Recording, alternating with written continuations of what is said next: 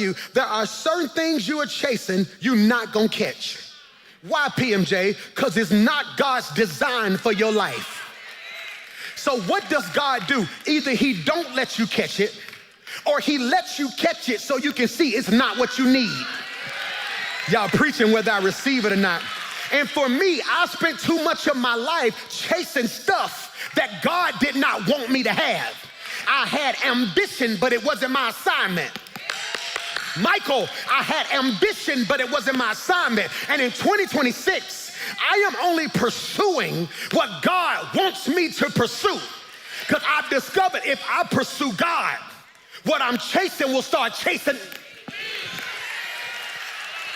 Do y'all hear what I'm saying in here?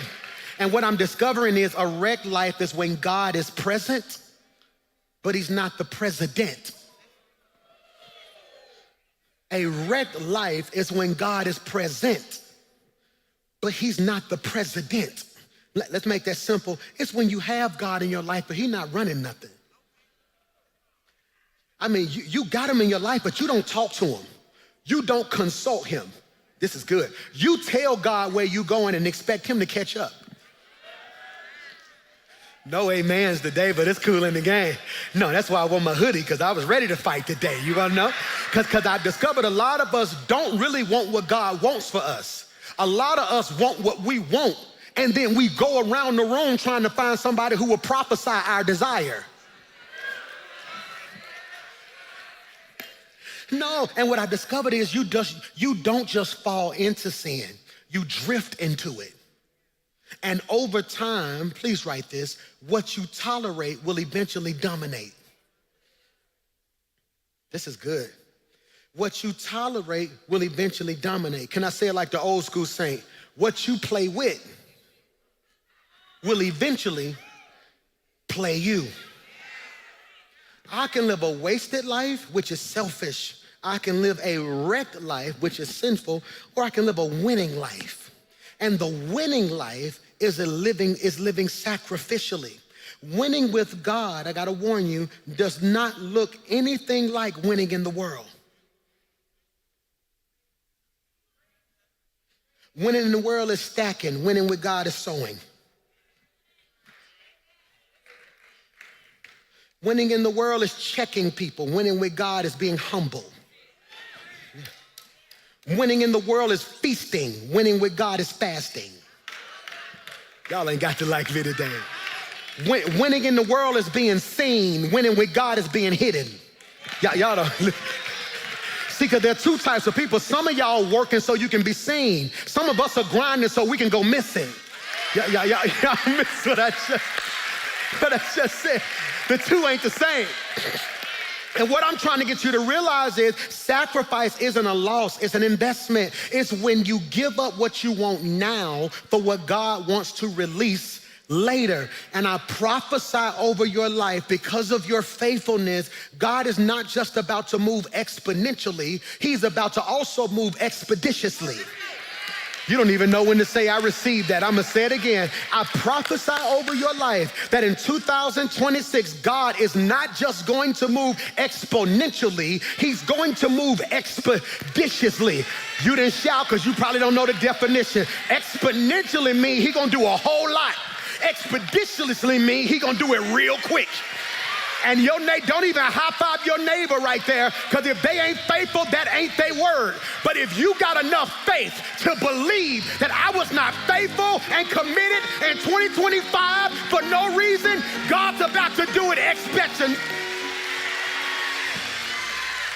Look down your row and say, that's my word. I don't know if it's yours.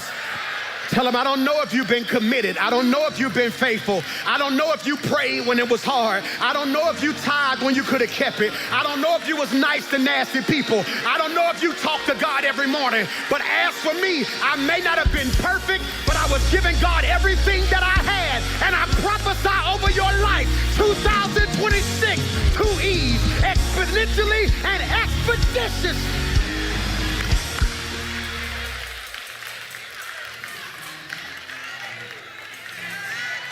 Pastor Mike, I want to shout with you, but you being super spiritual. God ain't gonna do nothing exponentially And he's not gonna do it expeditiously. You are looking at the evidence of what God can do.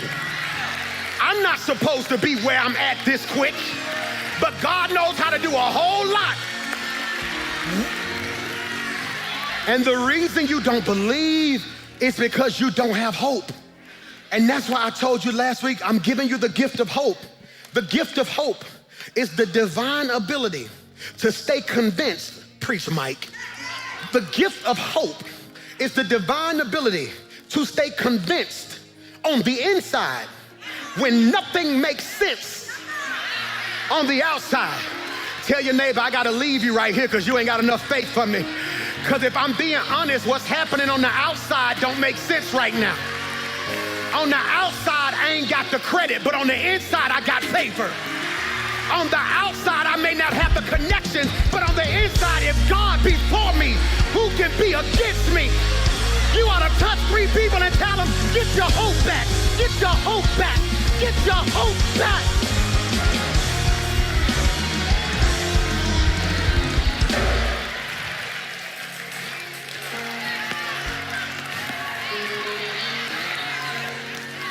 Outside, inside. And the reason I'm telling you this is because the stuff on the outside will drive you crazy. Your problems, the stuff around you. Why do you think Shadrach, Meshach, Abednego was never tripping in the fire? Because it was hot around them. But they was on fire on the inside. And the devil can't put nothing around me that can't touch what's in me. That's why they said, greater is he that is within me. Y'all gotta read me. And the gift of hope is the divine ability to stay convinced on the inside. And so what I'm telling you is when I tell you, now I don't play this God said thing. You have to have been at my church now 10, 15 years. You can count on your hands how many times I say God said. I am telling you, the Lord told me. For those of us who remain committed and faithful, I am giving you 2 E's, exponential and expeditious. So hear me when I say this, because faith is now, Michael, hope is next. Faith, I gotta run. It's when we believe God. Hope is when we expect God. Now, we had church last week when I said this. I'm gonna see if you brought your hope with you. I expect. I just need you to do an inventory of your whole row and ask them, do you expect? Do you expect? I expect my family to be blessed. I expect my career to take off. I expect coaches to ask about me. I expect my mother to prosper. You ought to jump up, sit down, and shout, I expect. Hear me? I expect. And I told you, expectation is the mental anticipation of a future event based on experience, desire, or evidence. I told you that expectation, Michael, influences behavior. Do y'all hear what I'm saying? Expectation influences behavior. Expectation influences behavior, which means, y'all better help me preach this, if I really expect it, I should act like it. That's why you looking at your neighbor, that's why they're confused. Because she looking at you, they looking at y'all like, why they shouting? They must be blessed. I ain't as blessed as I want to be yet. But I made a decision, I'ma act like it before I actually hold it. That's why grandmama said, don't wait till the battle is over. You ought to shout right now. Y'all gonna make me stop. I expect. That's your conversation right there. I expect. I don't care what they say on that job. Julian, I expect. Well, I heard they letting people off and they ain't giving no promotion. That's cool, but I expect.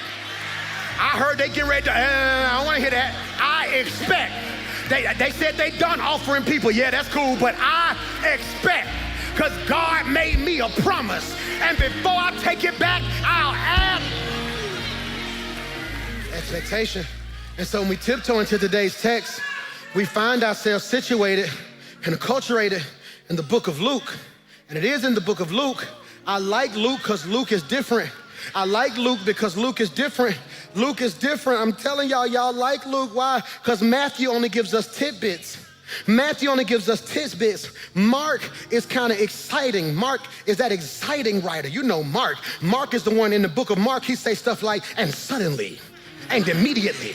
And suddenly, Mark is an action writer. When you read the book of Mark, Mark is like watching good TV. Mark